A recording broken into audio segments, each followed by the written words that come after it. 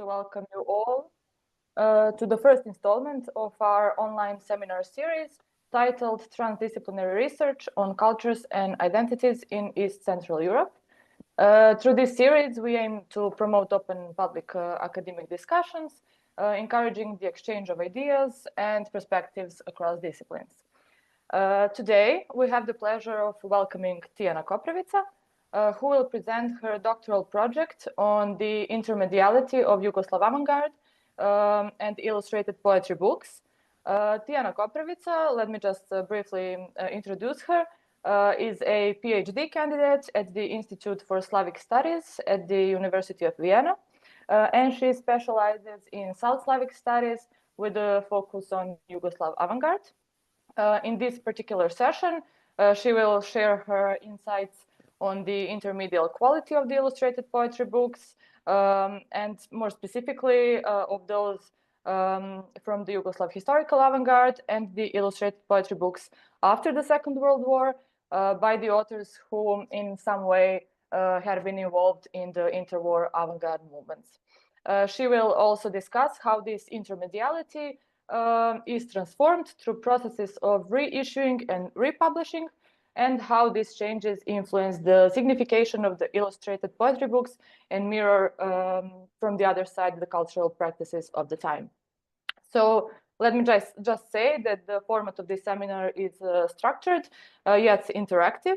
That means that our speaker will have around 20 minutes for the presentation, and that will be followed by the 20 minutes of discussion. This will be the opportunity for us all to engage critically, offer constructive feedback, and possibly pose some questions that may help Tijana in her further research and her further analysis of her works. So with that, I conclude, and I'm very pleased to give the word to Tijana. So we now can also share the presentation that she has. First of all, hello everyone. Thank you, Sarah, for your introduction, and thank you all for being here today with me online. And I hope that I can join you soon there in Nova Gorica at the end of March. So I'm looking forward very much to that. I will now share my presentation. Yeah, you can see that, right? Perfect. And I hope you can all hear me very well, because my headphones broke this morning. So if something starts sending weird signals, I'm sorry, just give me a sign to adjust everything. So again, thank you for giving me an opportunity to share my research in progress with you, and to show you what is the core of my dissertation, and hopefully to show you some primary sources and to address some issues that I am encountering in this long journey. So the title is Negotiating the Intermediality of Yugoslav Avant-Garde Illustrated Poetry Books, a Research Navigation. And by that, I would like just to say that I conceptualize this presentation as an overview of what I'm doing, or at least what I'm trying to do. And I also want to address my thesis from a meta perspective, that is to actually address some issues that I am dealing with while doing my research. So on the next page, up in the page, you can see the actual current working title of my dissertation. And besides what I already have read, there is this addition: from the avant-garde's resistance to the verbal to post-war modernism resistance to the visual. And it is a very long title, I know, but it is a work in progress. And although it may evolve together with my dissertation, it currently encapsulates what I find most compelling about these books, and that is their dynamic negotiation between text and image, and what that interplay reveals about their self-awareness as objects, as text, and as conceptual artifacts. So I look forward to receiving your feedback, and as you can see, Here are some topics or points that I would like to address today, such as the research context, questions, and names, and as I said, some challenges that I'm encountering and how I'm addressing them in my research. So, as I said, the core of my research investigates the intermediality of Yugoslav avant-garde illustrated poetry books. And I was first intrigued by a seemingly simple question that arose from my previous research, on which I will tell you a little bit later. And this question is, what happens when illustrations disappear from a book? Or conversely, what happens when they suddenly appear? But when we think about it, these questions are relating to the probation of the very nature of the book. Is it defined solely as a text? Or does its physical and visual composition, the book as an object or even book as a concept, play an essential role in its identity? Or in other words, if we take away or add illustrations, would it still be the same book? So what insight into my primary sources has shown so far is that in the case of the Yugoslav avant-garde, this issue gains a profound cultural and political dimension. Now, when I speak of the Yugoslav avant-garde illustrated poetry books, I have in mind those artifacts where poets and visual artists collaborated, merging verbal and visual elements into a book, which in most of the cases expresses some sort of self-awareness or self-reflection about being an illustrated poetry book, but also provides some meta-reflection on how art is made. And this is what I find a most interesting and most important feature of my materials. And at this point, it should also be noted that the adjective illustrated, as I'm using it now, should not be understood as some sort of value marker, but in the widest sense, as a marker of the presence of the visual materials within poetry books. So it does not reflect the nature nor the quality of the relations between the textual and the visual. And what can we say about these illustrated poetry books? So similarly to the rest of Europe, Yugoslav avant-garde illustrated poetry books started appearing in the 1920s and 1930s in the time of Kingdom of Serbs, Croats, and Slovenes, later Kingdom of Yugoslavia. And some such examples are 𝒉𝒆, which is written by Ratko Petrović and visually equipped by Milo Milunović and Aleksandar De Rocco. Then Milan Dedinac, Javna ptica and Jedan čovek na prozoru. Then Turpituda, which is written by Marko Ristić and illustrated by Krsto Hegedušić. And then Aleksandar Vučos and Dušan Matić, podviždi družine Pet Petlića. So during the interwar period, these books emerged as a revolutionary artifact, embodying both a resistance to established literary, artistic, and social norms, and an experiment in merging poetic text with striking visual forms.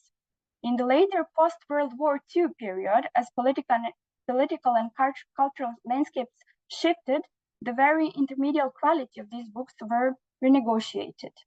The reissues of these books often altered or removed their visual components. Let me now just show you two examples.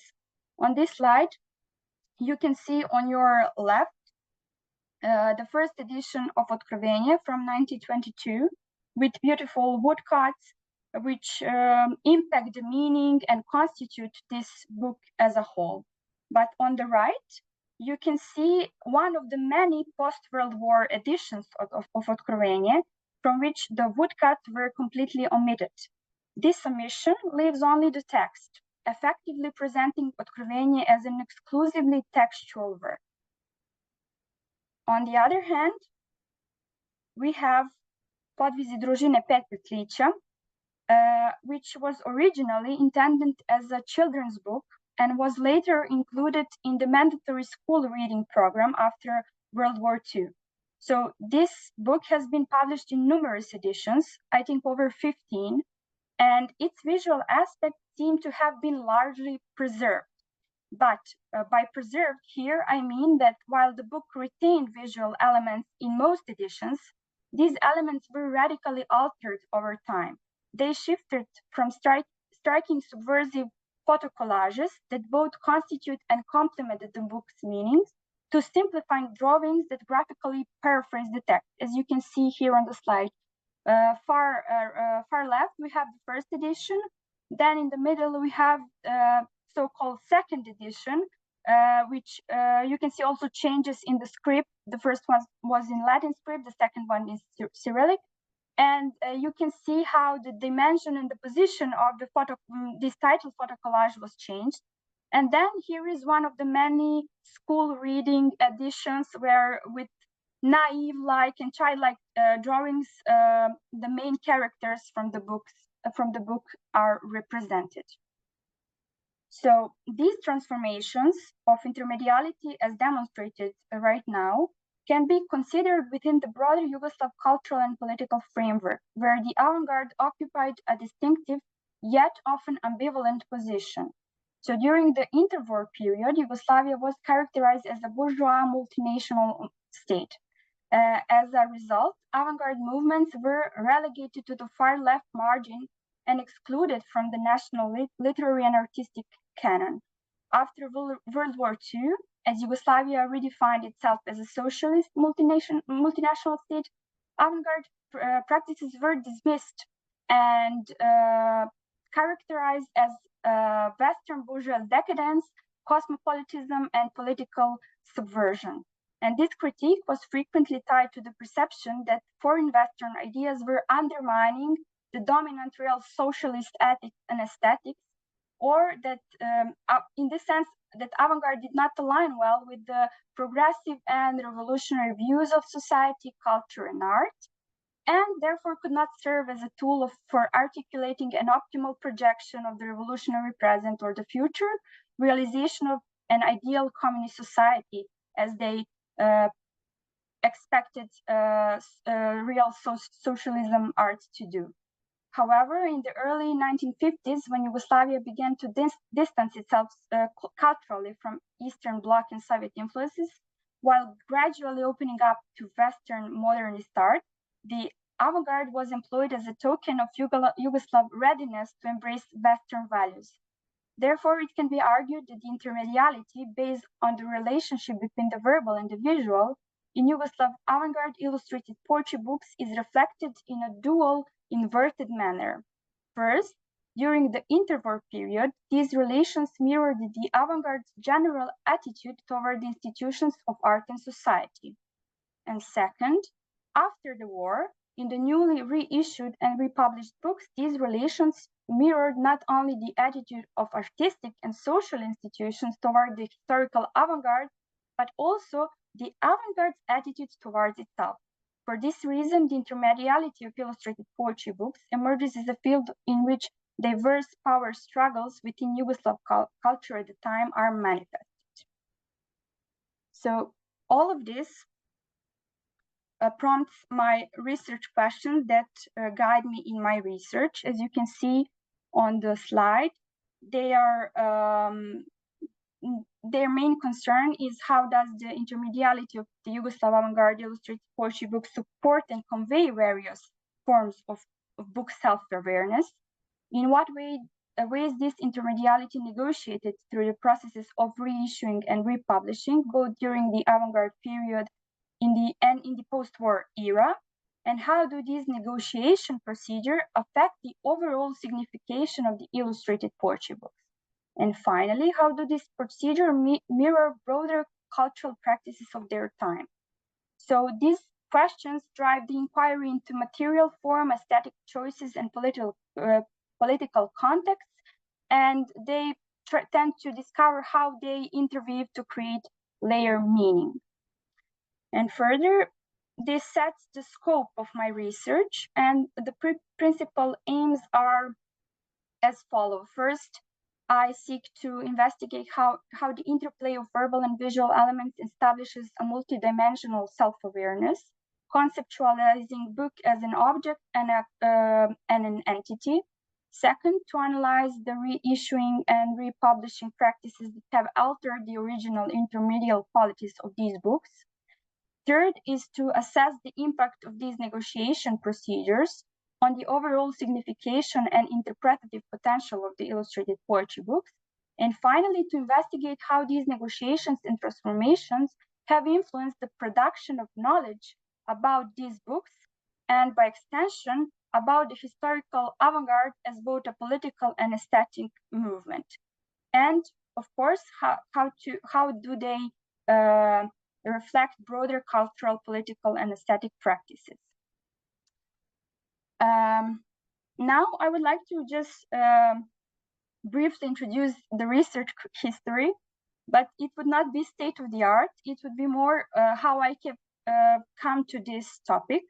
So here's a bit of details about that. My engagement with Yugoslav avant-garde began with BA research on the transposition of reality in Milan Dedina's work. So Dedinas was a member of Belgrade Surrealist Circle, which made exploring relationship between realism and surrealism particularly interesting.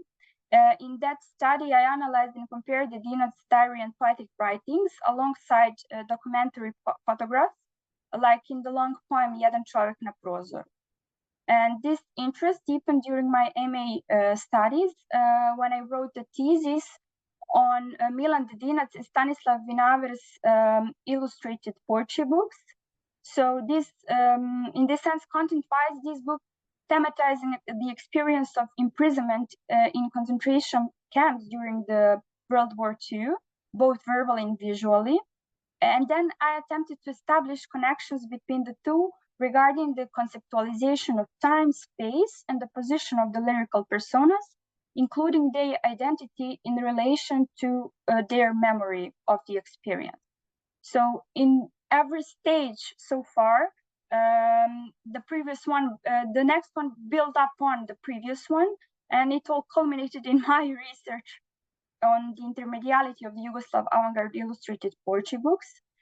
And on the one side, on the one hand, it is a deepening of my inquiry and reflects this changing in understanding of the relationship between text and image, but it also have caused so much trouble in my on my path while trying to analyze that more closely. So the first of the challenges that I am facing is concerns the position of these books both in the past and in contemporary culture. First of all, reflecting on the status of the book depends on how one understands the term book and what defines the book. If a book is understood strictly as a metonym for a written word, then changes to its non-textual components do not endanger its authenticity. In this sense, republishing and reissuing poetry books without their illustrations may indeed allow for textual analysis in isolation, and one might never become aware or feel the need to acknowledge the book's intermediate nature. However, if a book is considered a singular object that encompasses both its verbal content and various aspects of its materiality, visuality being one of them, as well as the intricacies of the production process, and then even minor modifications or the elimination of pictorial elements can exert a profound influence on modes of interpretation and comprehension, especially when such modifications stem from a significant political and cultural shift. And this altogether prompts another set of questions. First, how are Yugoslav avant-garde illustrated poetry books institutionally positioned? Are they housed in libraries or in museums? Furthermore, to whom are they attributed, the poet or the visual artist? The issue of authorship and attribution is crucial here. So although I mentioned earlier that these books were created in collaboration with both the poet and the visual artist, if you search for these books in library catalogs, and I mean these intermediate editions, you will most likely find them listed under the poet's name. So while the visual artist, if mentioned at all, is relegated to that of a secondary author. Therefore, although they are composite works, these books are regarded primarily as textual artifacts. Similarly, as far as I know, none of these books have ever been displayed in a museum, either as a part of exhibition or in a permanent collection, despite their visual potential and cultural significance.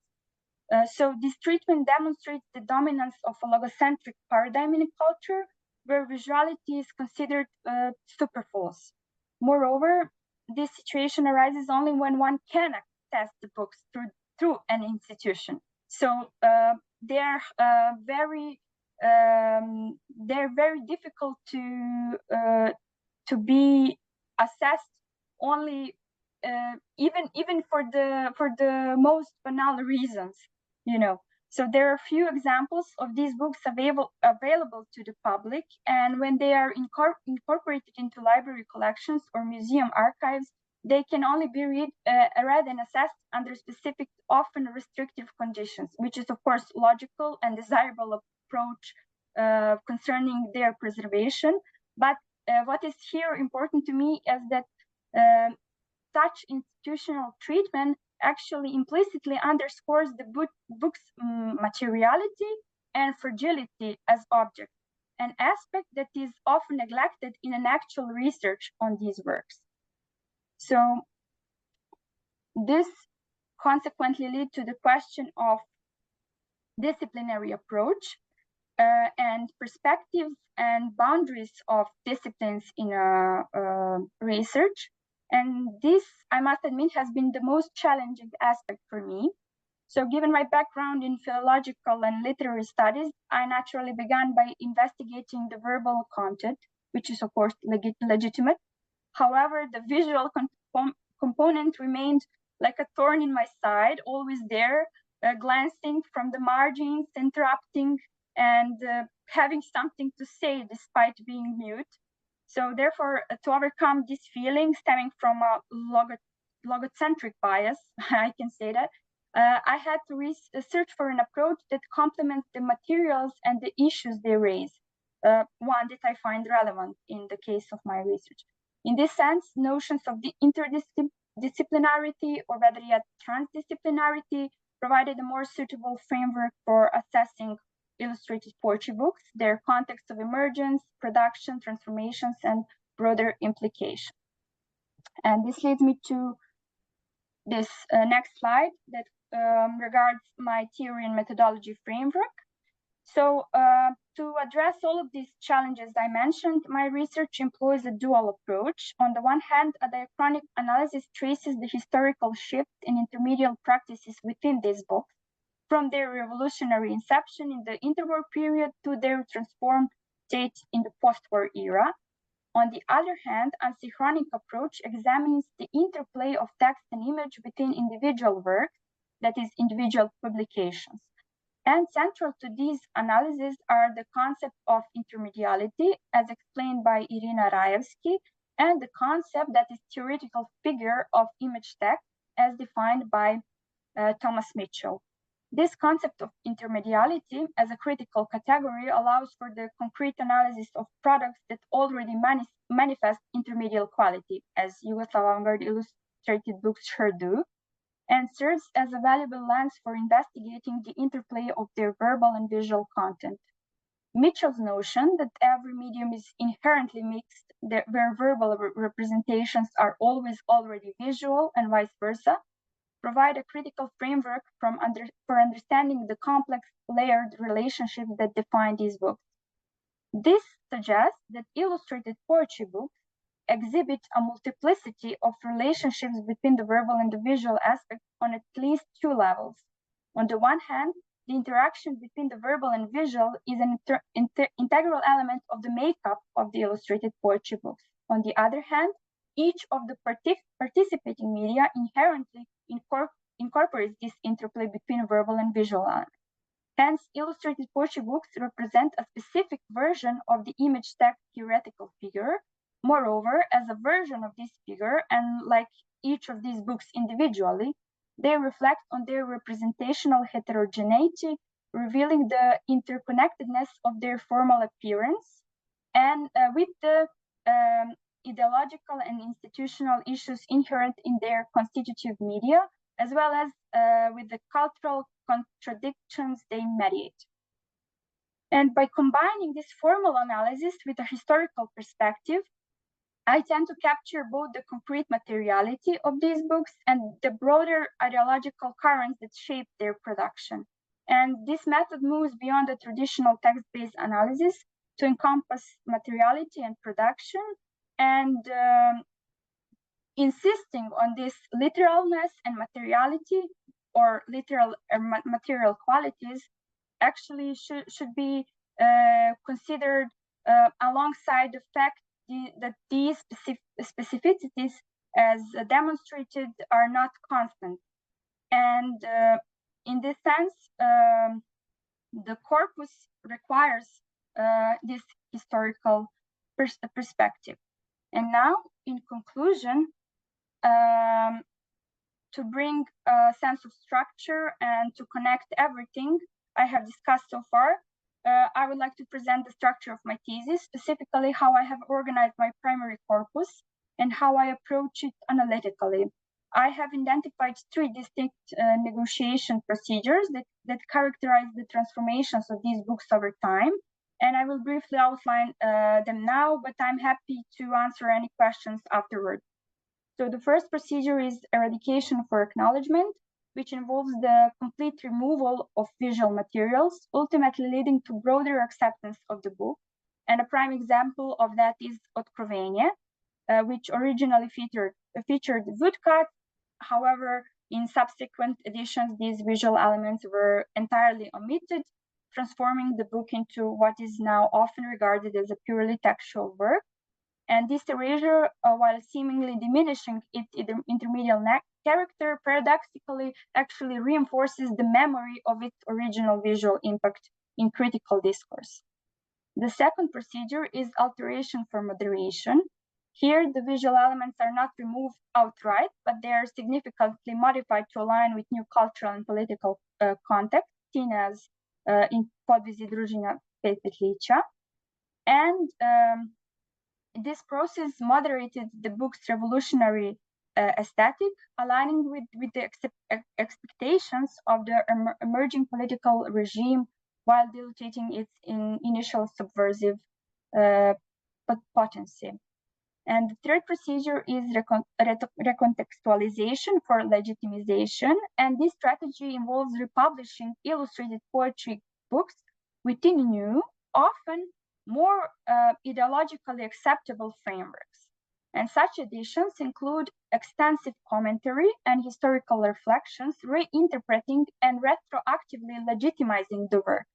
In this process, the original intermediate quality is acknowledged as a historical relic, stripped of its initial rebellious force, but also incorporated into a canon that reflects contemporary cultural and institutional values. And some examples of this approach include Od Nemila do Nedraga and Knjiga poezije, Knjiga poezije is by Marko Ristić.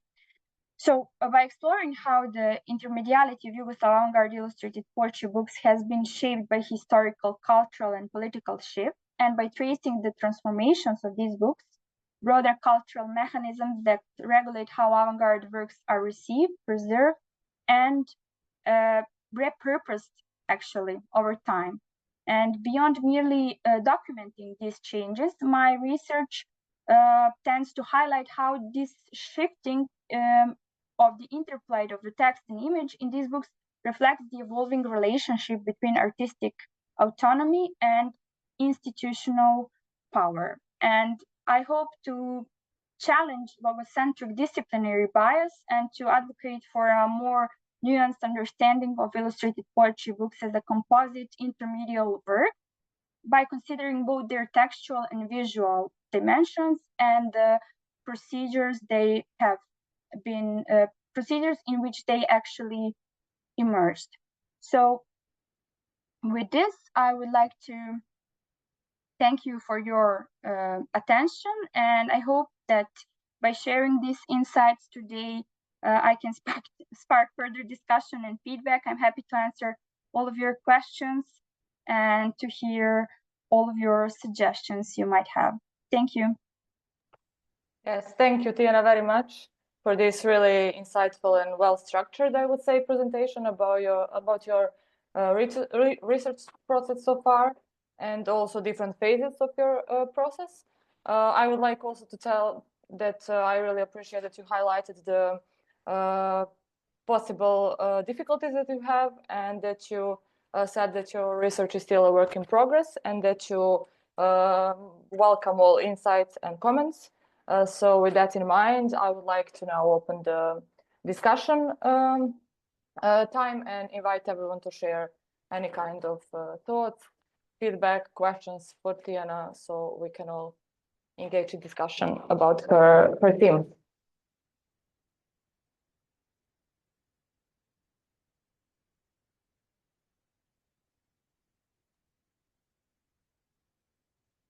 Hi, hello. Can I go first? Yeah, of course. Okay. Thank you, Tijana, for the presentation. There was quite a lot of things and associations that I kind of wanted to share in between your talk, and I'm also looking forward that you will be with us for 2 weeks, right? Soon in Nova Gorica. But yeah, I think like a couple of things that maybe you kind of probably thought about, but I think it would be also valuable for us to hear more.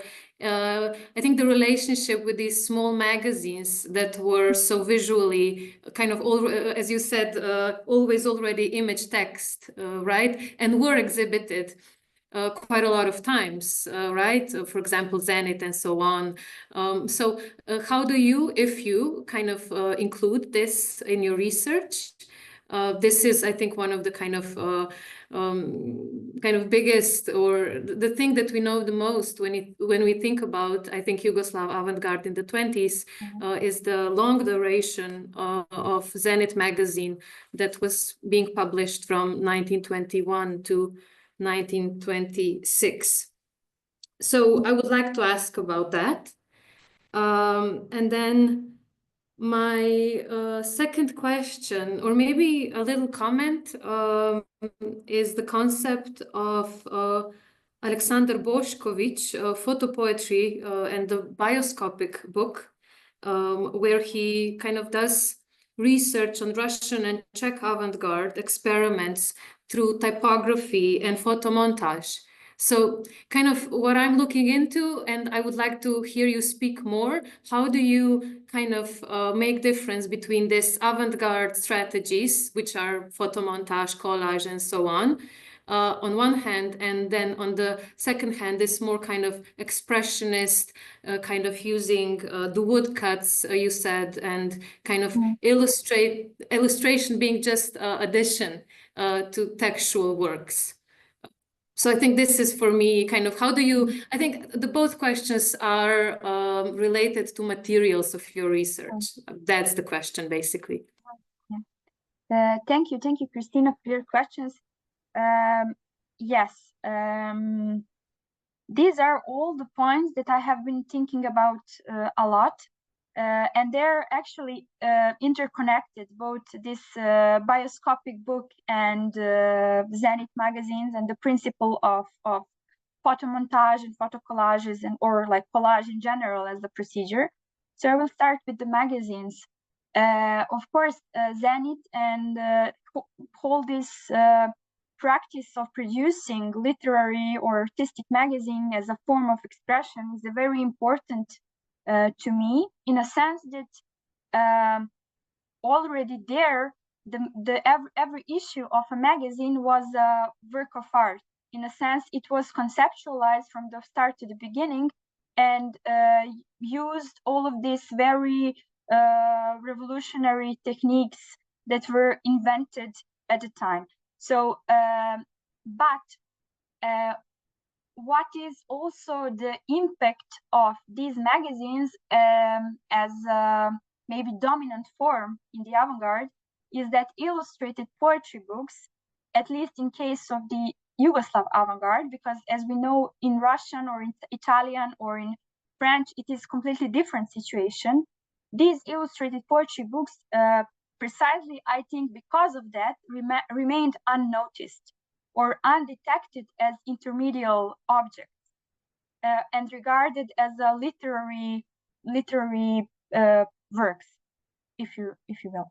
So I think that magazines are very important, but with the, in a sense of very charged presence of all of these avant-garde techniques.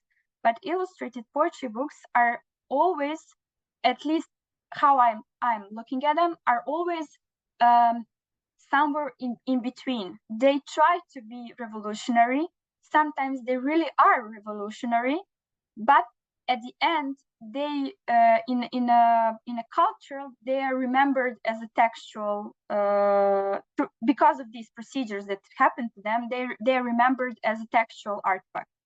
So I'm of course using this research on the magazines to analyze my materials, but with the awareness that book as a artifact is a bit different than a magazine. And of course, from this, in German,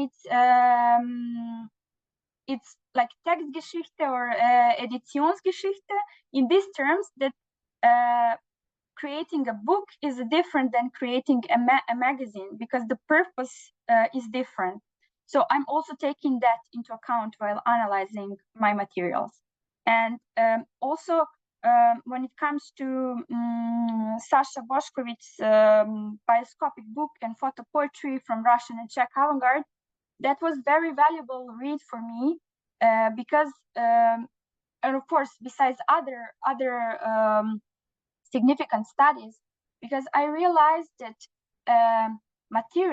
materials as I have them, they cannot be put under a single concept like artist book or bioscopic book or livre d'artiste or anything else that could more tightly define what these books are.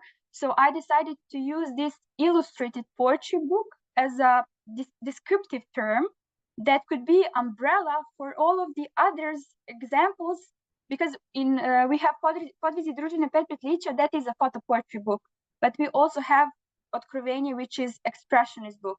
And then, of course, in the analytical part, I pay attention to these specifics and this attribution to specific movement, but on the larger scale, since it is, I see that as a unified corpus, specific for the Yugoslav avant-garde, for its history and its evolution throughout time.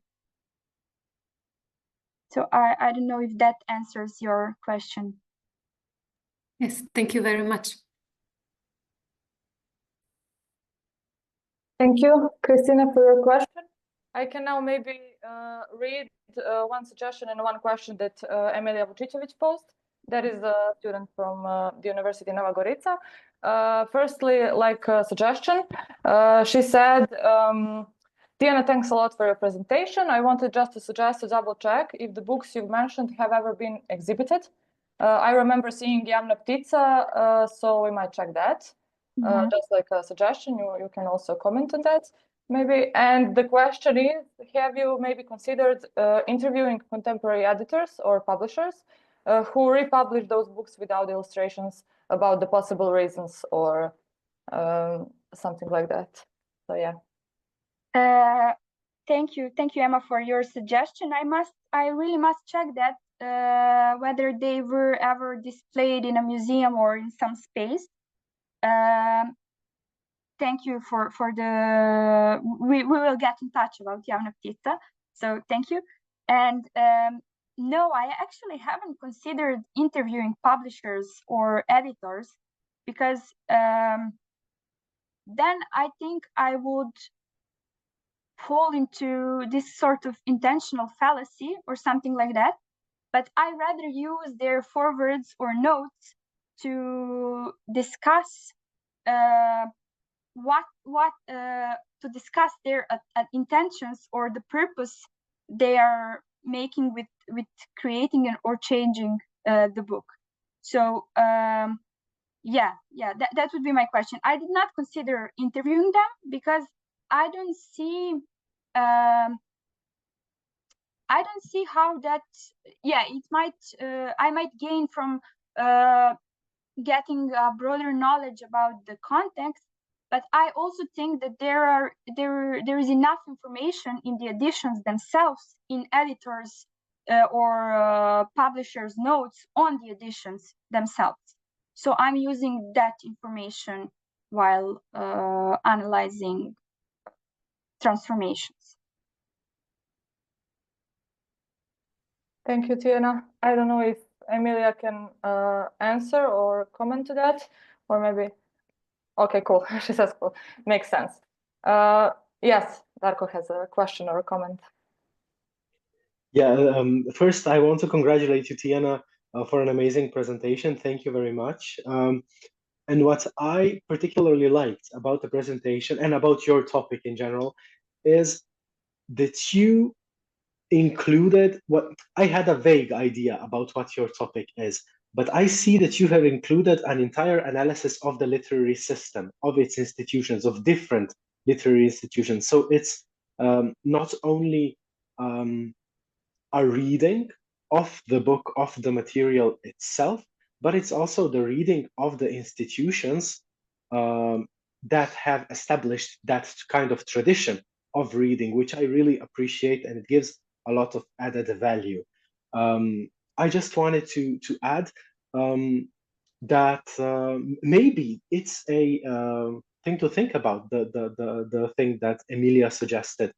And I don't think that the interviews necessarily would provide less or more knowledge. It would provide a different kind of knowledge. That would be some sort of an ethnographic insight into the process of publishing those kinds of books. Maybe for a different, let's say, study after this PhD, and after you have gathered enough knowledge on it, and maybe for a paper afterwards. But thank you very much. This was amazing, and keep up the good work, and I can't wait for you to come to Nova Gorica. Thank you, Darko. Thank you so much for your kind words. Yeah, I think you're right. I didn't mean to suggest that interviews would in a way damage my research, but I just wanted to say that right now I'm focusing on different aspects of, as I explained, on different aspects of the books, and the materiality. Their materiality is the most important one. So and also I think in these different editions, one can find very amusing notes, ranging from misogyny to, I don't know, all sorts of things, made by the editors and the publishers, that give enough, that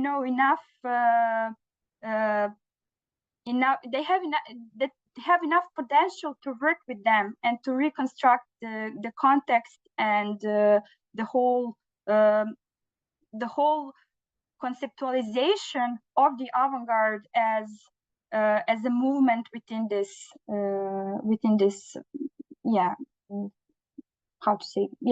Yugoslav context.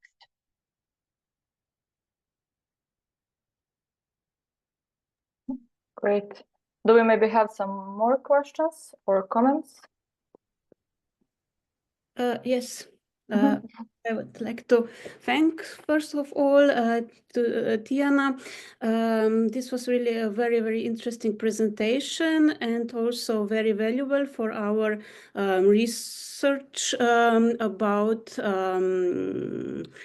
identities, culture in this Central and Southeastern Europe space. And I have been thinking about our next summer school, CEEPUS Summer School, because I heard that you were also interested in our summer school.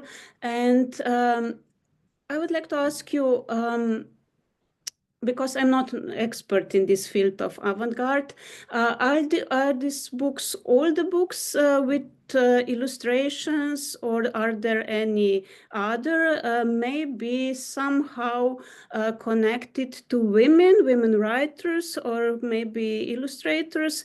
Because the topic, and Darko can also say, of course, more as a coordinator of the summer school, of our next summer school, is crossing media borders. So it would perfectly fit in our topic of the summer school. In case there have been any women somehow related to this topic. Thank you so much for your question and for your interest. And I'm very happy that you posed this question. I really like giving an answer to it, because as we know, Yugoslav avant-garde was dominantly male avant-garde. And when we even encounter, if we are lucky to encounter a female name, especially in this mainstream, with this connected to this mainstream avant-garde people, it is usually either their friend or a lover or a wife or a muse. So practically, in a way, marginal figure. But however, there is a research that discusses these figures as non-discursive authors, because they all participate in this avant-garde network and contribute to its establishment. So specifically, when it comes to intermediality, unfortunately, so far, I have not encountered any woman that has been engaged either as a poet or as a visual artist. In this way, that I'm looking at it now. But women figures are prominent in this work. For example, central to Otkrovenje by Rastko Petrović is the secret of birth and childbirth, and actually the moment of man being born. So this book features prominently with these questions of femininity, motherhood, uteral space, and so on. Then we have Marko Ristić's Turpituda, where the title itself is a name attributed to a female that is actually the, so to say, damned figure that transforms into a savior. So, you know, this kind of feminine presence is there, but not in an active way, but more as an object.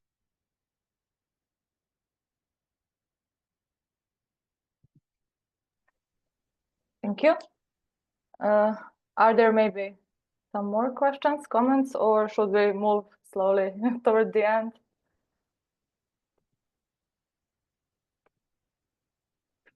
Okay.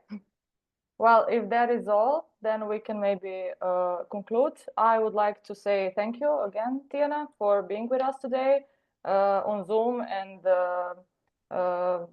really soon also in person. Thank you all for being present today with us. And with that, we end our first, I would say, successfully held RCH seminar. Thank you all. I also want to thank from my side for the opportunity and for your patience and attention, and for great questions and comments. And yeah, I look forward to seeing you soon in Slovenia. Maybe we can also say that if anybody maybe gained some insight or idea or anything, can maybe contact you regarding the research, or any suggestions or further comments. Yes. So yeah, the discussion, we will leave it open. Let's say it like that. Yes. Here's my email address, so feel free to reach out. Thank you. Thank you.